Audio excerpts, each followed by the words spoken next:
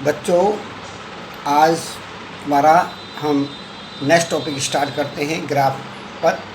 विस्थापन समय ग्राफ या समय विस्थापन ग्राफ जो होता है, हम एक एक्स अक्ष होती है, एक वाई अक्ष होती है। एक्स अक्ष पर समय को मानते हैं, वाई अक्ष पर विस्थापन को मानते हैं। और तो हमें जब दोनों के बीच हम ग्राफ खींचते हैं तो हमें एक सरल रेखा प्राप्त होती है जो वेग को व्यक्त करती है। इसमें 2 पॉइंट लेते हैं, एक पॉइंट ये, एक पॉइंट ये। तो इनके बीच का वेग परिवर्तन हो गया। ये वेग परिवर्तन, ये वेग को शो करेगी नीचे से। ये हम समय को और समय परिवर्तन को, और ये विस्थापन परिवर्तन को शो करती है। और ये जो लाइन होती है ये हमारे वेग को व्यक्त करती है। तो हम इससे क्या कहते हैं, तो विस्थापन समय ग्राफ जो हम याद करना है तो क्या कहेंगे, माना समय को एक्स अक्ष तथा विस्थापन को वाई अक्ष मानकर ग्राफ खींचते हैं तो एक सरल रेखा प्राप्त होती है। यह सरल रेखा वेग को व्यक्त करती है। ये हमें ग्राफ से जानकारी मिलती है। ठीक है, अब हमें दूसरा देखना है वेग समय ग्राफ। वेग समय ग्राफ में क्या करना होता है, वेग समय ग्राफ हमें कि वाई एक्सिस पर हम वेग लेते हैं, एक्स एक्सिस पर समय लेते हैं। एक्स एक्सिस पे जो आपका समय आएगा और वाई एक्सिस पे आपका वेग आएगा। तो इसमें भी हमें जब वाई अक्ष पर वेग और एक्स अक्ष पर समय मानकर ग्राफ खींचते हैं तो एक सरल रेखा प्राप्त होती है। तो इसमें 2 बिंदु हमने, पहले बिंदु पर v1 और दूसरे पर v2, और इस पर समय t1 और दूसरे पर समय t2 इसके संगत।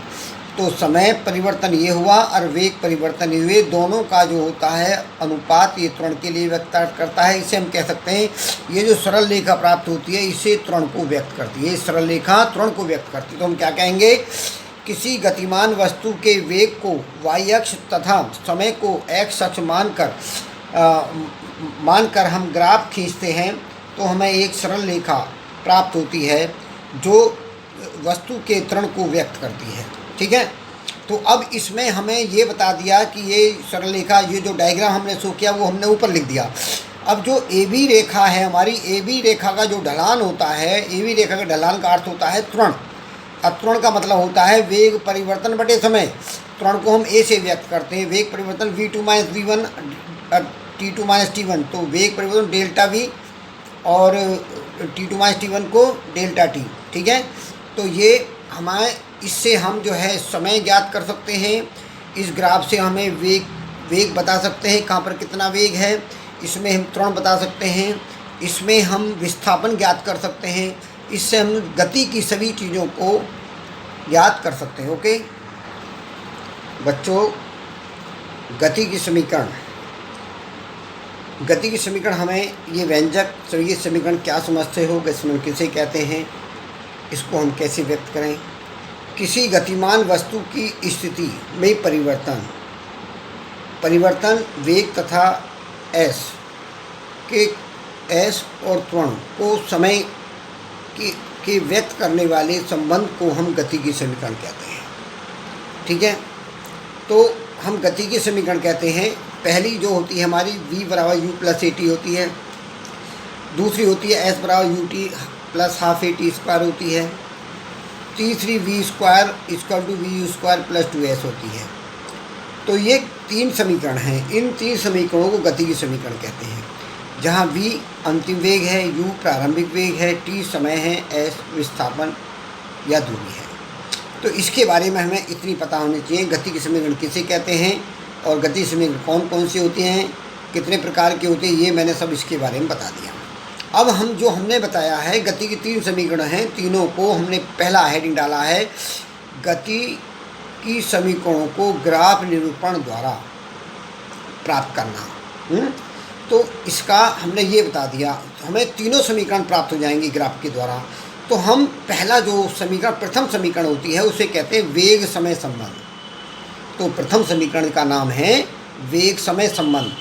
जो वेग और समय का संबंध बताते हैं उसे गति की प्रथम समीकरण कहते हैं।